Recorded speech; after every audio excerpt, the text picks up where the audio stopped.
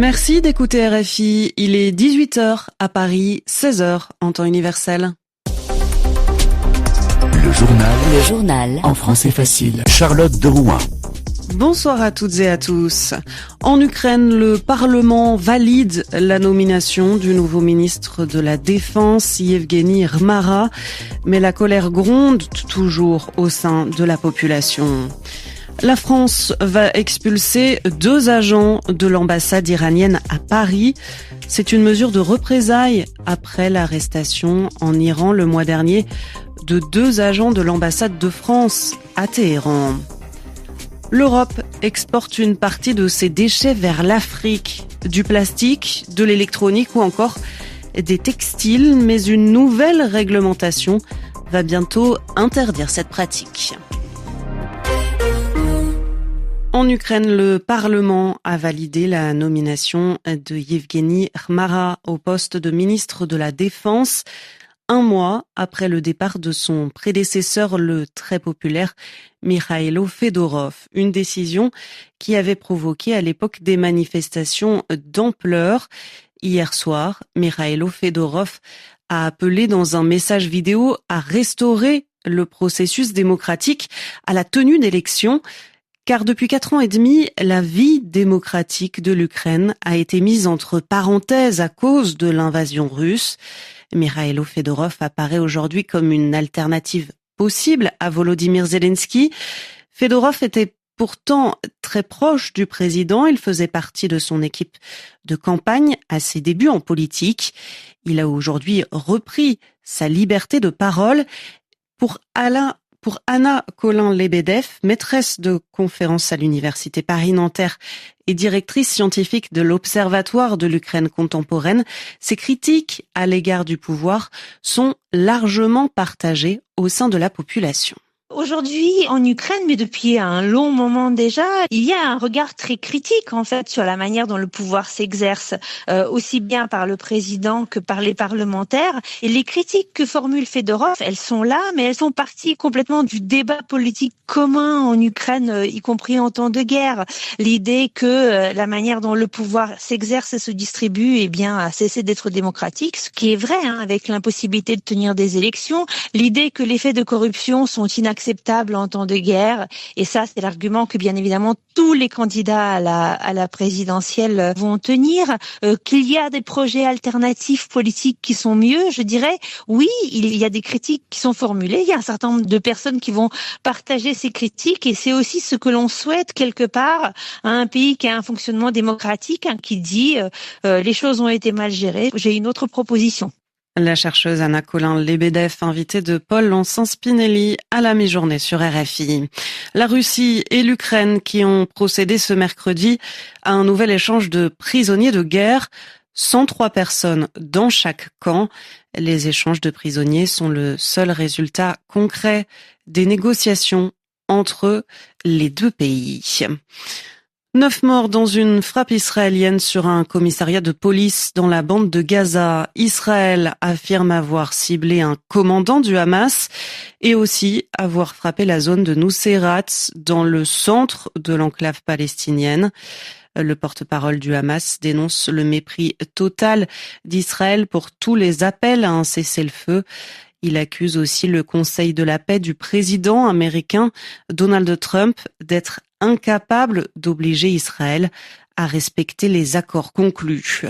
Notez par ailleurs que la France et l'Allemagne dénoncent les propos tenus par le ministre israélien d'extrême droite Itamar Ben-Gvir, qui a dit qu'Israël devait tuer 30 ou 40 personnes chaque nuit à Gaza, des propos qualifiés d'insupportables et d'inhumains par les autorités françaises, d'inacceptables par les autorités allemandes. Cette mesure de représailles à l'égard de l'Iran, la France va expulser 2 agents de l'ambassade iranienne à Paris. C'est le ministère français des Affaires étrangères qui l'annonce.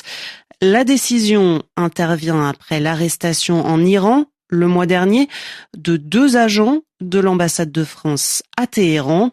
Une affaire qui marque une escalade diplomatique entre les 2 pays, Guilhem Delteil. Pour le gouvernement français, il s'agit d'une mesure de réciprocité. Les 2 agents de l'ambassade de France arrêtés le mois dernier et désormais rentrés ont été déclarés samedi persona non grata par l'Iran. Ils ne pourront donc pas retourner à Téhéran. En réponse, 2 agents iraniens vont aussi devoir quitter le territoire français. Mais Téhéran dénonce plus largement les actions de la France en Iran. Les 2 agents ont été arrêtés lors d'une réunion de travail avec 2 artistes iraniens qui sont eux toujours détenus. Un projet de coopération culturelle tout à fait légitime selon Paris. Des actions illégales et interventionnistes, a jugé pour sa part le ministère iranien du renseignement.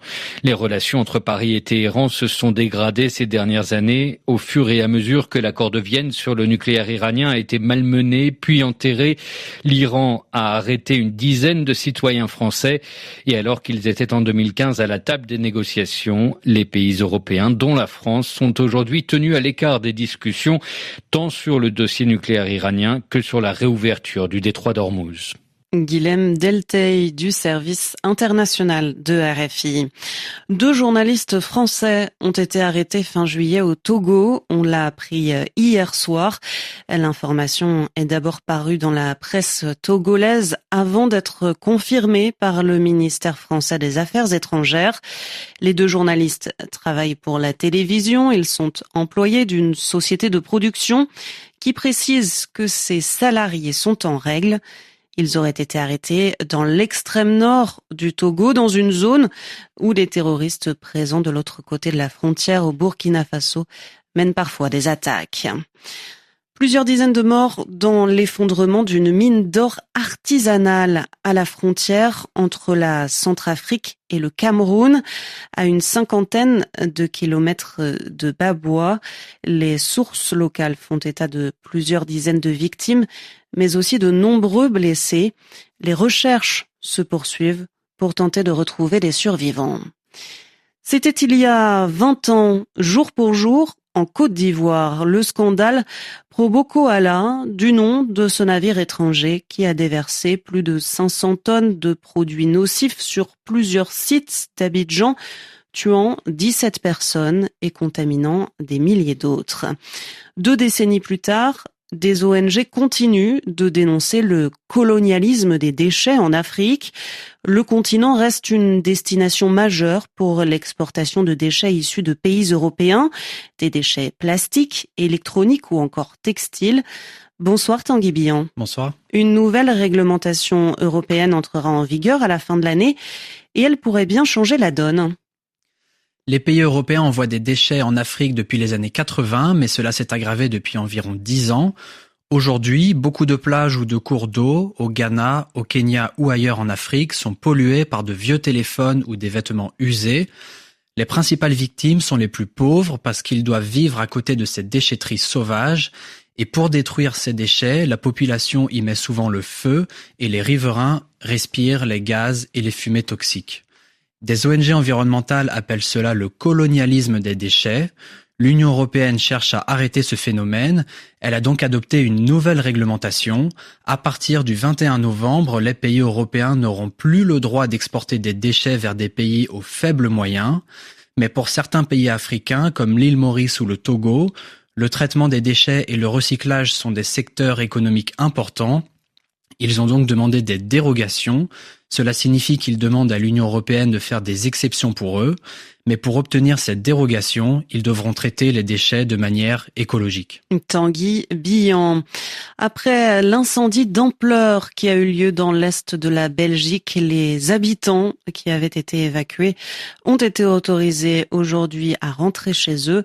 3000 hectares de forêt avaient été détruits par les flammes. Les pompiers sont toujours sur place car il y a de nombreuses reprises de feu. Leur travail est rendu difficile par la présence de tourbes. Il s'agit de matières végétales qui se sont décomposées et la tourbe est une matière très inflammable. Un mot de football. En Ligue 1, l'AS Monaco et Paul Pogba annoncent la fin de leur collaboration. Paul Pogba était arrivé à Monaco lors du mercato estival 2025, mais il n'est jamais parvenu à retrouver le niveau nécessaire à la compétition de haut niveau.